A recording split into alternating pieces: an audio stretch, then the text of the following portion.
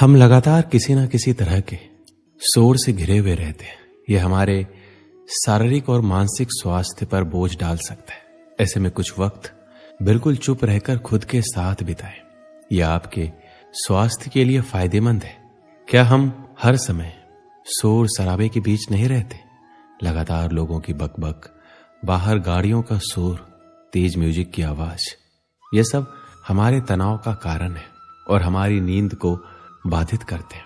मगर क्या हम कुछ देर के लिए इन सब से दूर नहीं रह सकते? जी हाँ, हम खुद के साथ वक्त बिताकर और कुछ देर सिर्फ अपने विचारों के साथ शांति का आनंद ले सकते हैं।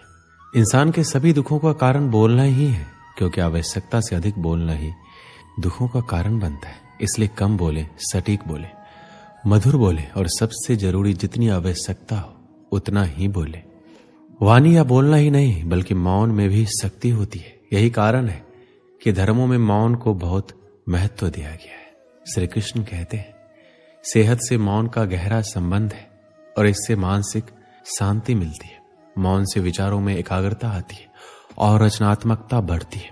इसलिए जितने भी साधु संत या तपस्वी हुए, सबने मौन रहकर और ध्यान लगाकर ही संसार में गुट ज्ञानों को प्राप्त किया। हमारे जीवन में एक नहीं बल्कि बहुत सारे दुखों का कारण बोलना ही है, क्योंकि हमारी समस्या यही है कि हम चुप नहीं रह सकते, हमेशा कुछ न कुछ बोलते ही रहते हैं। और आपके बोलने के कारण ही आधे से ज्यादा दुख निर्मित होते हैं। परिवार में कलह कलेश का कारण भी हमारा बोलना ही होता है। आप जितनी भूख उतना भोजन खाते हैं, जितनी जरूरत उतना कार्य करते हैं, लेकिन क्या आपने कभी इस बारे में सोचा है कि आप कितना बोलते हैं? क्या आप उतना ही बोलते हैं जितनी आवश्यकता है, या अनावश्यक ही सारे दिन बोलते हैं? इस बारे में अकेले कभी बैठकर जरूर सोचिए कि आज आपने दिन भर में कितना बोला, क्या बोला और सबसे जरूरी क्यों बोला। इनमें से कितनी बातें जरूरी थी, कितनी अनावश्यक। मनुष्य की प्रवृत्ति ऐसी है कि अपने मन में चल रही बातों को दूसरों को सुनाना चाहता है और दूसरा भी आपके साथ ठीक वही काम करता है।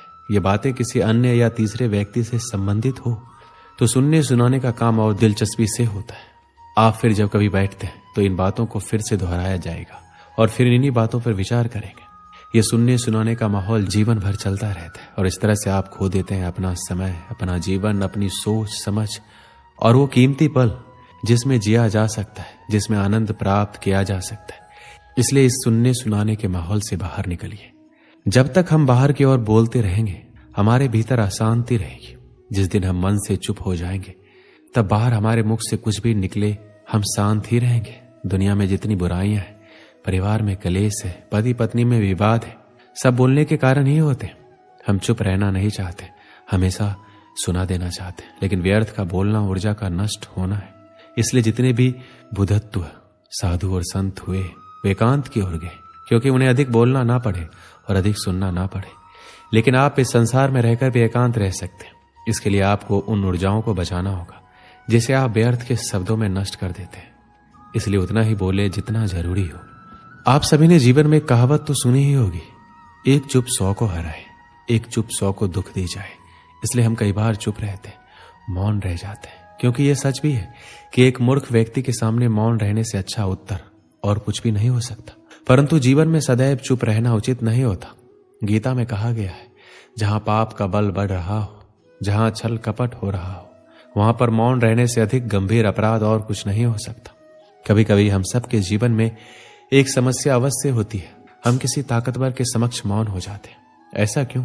प्रायः उसकी ताकत से बचने के लिए हम मौन रह जाते हैं। मानते हैं कि ऐसा करने से हम एक विवाद से बच जाते हैं, हो सकता है एक संघर्ष से भी बच जाते हैं, परंतु ऐसा बचाव देर सवेर एक बड़े संघर्ष को जन्म दे देता है। हमारा मौन रहना अनजाने में उस व्यक्ति का समर्थन बन जाता है और वह अपने आप को और अधिक शक्तिशाली अनुभव करने लगता है।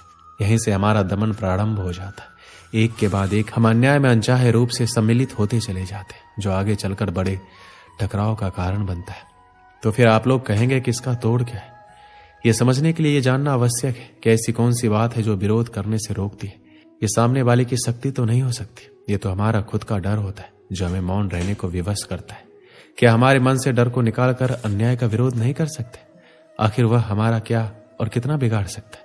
जरा सोचिए, ऐसा करने से हमारा मन कितना मुक्त, कितना हल्का अनुभव करेगा। इतिहास साक्षी है कि पापियों की उदंडता ने संसार को उतनी हानि नहीं पहुंचाई जितनी कि सज्जनों के मौन ने पहुंचाई। यदि कोई मूर्ख बोल रहा है तो मौन रहना उचित है, परंतु यदि कहीं छल हो रहा है, अपराध हो रहा है, तो उठिए और विरोध कीजिए, क्योंकि आपके लिए ना सही आने वाली पीढ़ी के लिए ये मौन घातक सिद्ध हो सकता है। श्री कृष्ण ने कहा है कि इन 5 जगह पर हमेशा चुप रहना चाहिए। जब कोई आदमी आपके सामने किसी तीसरे आदमी की बुराई कर रहा हो, तब तुम्हें चुप रहकर बस सुनना चाहिए, अपनी राय व्यक्त नहीं करनी चाहिए, क्योंकि जो आज आपके सामने किसी तीसरे की बुराई कर रहा है वह कल किसी और के सामने आपकी बुराई भी कर सकता है। यदि आपने कुछ कहा हो तो, यदि आपको किसी घटना या किसी विषय पर अधूरी जानकारी है तो चुप रहना ही उत्तम है, क्योंकि अधूरा ज्ञान बड़ा घातक होता है और यह आपको हंसी का पात्र भी बना सकता है और या किसी मुसीबत में भी डाल सकता है। यदि आपको लग रहा है कि कोई व्यक्ति आपकी भावना, दुख या परेशानी को शब्दों में नहीं समझ पा रहा है या वह आपको ध्यान से नहीं सुन पा रहा है, तो ऐसे व्यक्ति के सामने चुप रहना ही ठीक है, क्योंकि ऐसे लोगों को आपकी भावना या दुख से कोई मतलब नहीं होता। ऐसे लोगों को अपना राज बताकर आप पछताएंगे ही। जब कोई अपना या कोई सगा संबंधी आप पर क्रोध कर रहा हो, आपका अपमान कर रहा हो या घृणास्पद शब्द कह रहा हो, तो आपको उस वक्त चुप रहना चाहिए, ताकि सामने वाले का गुस्सा पूरी तरह से बाहर निकल जाए। आप यदि सही हैं तो आप कतई माफी ना मांगे और चुप रहकर सही समय का इंतजार करें। वह खुद ही आपसे माफी मांग लेगा या उसे अपने गलती का एहसास हो जाएगा। एक समय की बात है, एक गांव में एक सफल व्यापारी रहता था। उसके पास एक अच्छी बड़ी दुकान थी और आमदनी भी इतनी थी कि गांव में सबसे ज्यादा अमीर वही था। हर आदमी उससे अच्छे से बात करता और वह लोगों की बहुत मदद भी करता था। वह दिन रात मेहनत और बाकी समय में पूजा पाठ भी करता, इसलिए बहुत से लोग इज्जत करते थे। पर उस व्यापारी की एक बुरी आदत थी, वह जल्दी गुस्से में आकर लोगों से भला बुरा कह देता था, जिससे गांव के बहुत से लोग उससे नाराज रहते। और जब वह नाराज लोगों को मनाने जाता तो वो लोग नहीं मानते, तो उसको और गुस्सा आ जाता, वह उसको और बुरा भला कह देता। फिर बाद में व्यापारी को बहुत बुरा लगता। एक बार गांव में एक बहुत ही ज्ञानी संत आए। कुछ ही दिनों में दूर दूर तक उनके ज्ञान के चर्चे होने लगे। यह बात व्यापारी तक पहुंची। वह दौड़कर संत से मिलने पहुंचा। व्यापारी ने संत की बहुत सेवा की और अपनी सारी समस्या बताई। संत ने व्यापारी से कहा, तुम बहुत सारे कागज के टुकड़े लो और पूरे गांव में फेंको, फिर मेरे पास आना। व्यापारी बिना सोचे समझे दिन भर कागज के छोटे छोटे टुकड़े पूरे गांव में फैला देता है और फिर संत के पास पहुंच जाता है। संत उस व्यापारी से कहते हैं, तुम्हारी समस्या का समाधान मिल गया, बस तुमको एक काम करना है। तुम जाकर उन सभी कागज के टुकड़ों को इकट्ठा करके यहाँ ले आओ। अपनी समस्या का समाधान पाकर व्यापारी बिना कुछ सोचे समझे उन कागज के टुकड़ों को इकट्ठा करने पहुंच जाता है। बहुत देर कोशिश करने के बाद व्यापारी को यह समझ आता है कि यह काम करना तो नामुमकिन है। दौड़कर संत के पास जाता है और कहता है, आपने जो काम दिया है वो असंभव है, मैं चाहकर भी पूरा नहीं कर सकता। संत मुस्कुराते हैं और कहते हैं, बेटा मैं भी यही कहना चाहता हूँ, किसी को कहे अपशब्द वापस नहीं आ सकते, इसलिए हमेशा सोच समझ कर बोलना चाहिए। आज के बाद तुम ये बात अपने मन में अच्छे से बिठा लो, चाहे कुछ भी हो जाए तुमको किसी को अपशब्द नहीं बोलना है। संत से प्राप्त इस ज्ञान से व्यापारी की आंखें खुल जाती है। वह दोबारा कभी किसी को गुस्से में कुछ बोलने वाला रहता है तो उसको कागज के टुकड़ों का उदाहरण याद आ जाता है। इस कहानी से हमें क्या सीख मिलती है कि कितनी भी मुश्किल क्यों ना हो, हमें किसी को अपशब्द नहीं बोलने चाहिए, क्योंकि अपशब्द से हुए नुकसान की भरपाई करना संभव नहीं है और किसी को गलत शब्दों से ठेस नहीं पहुंचाना चाहिए। दोस्तों, इस वीडियो में बस इतना ही। मिलते हैं अगले वीडियो में। अपना ख्याल रखिएगा। जय श्री कृष्ण।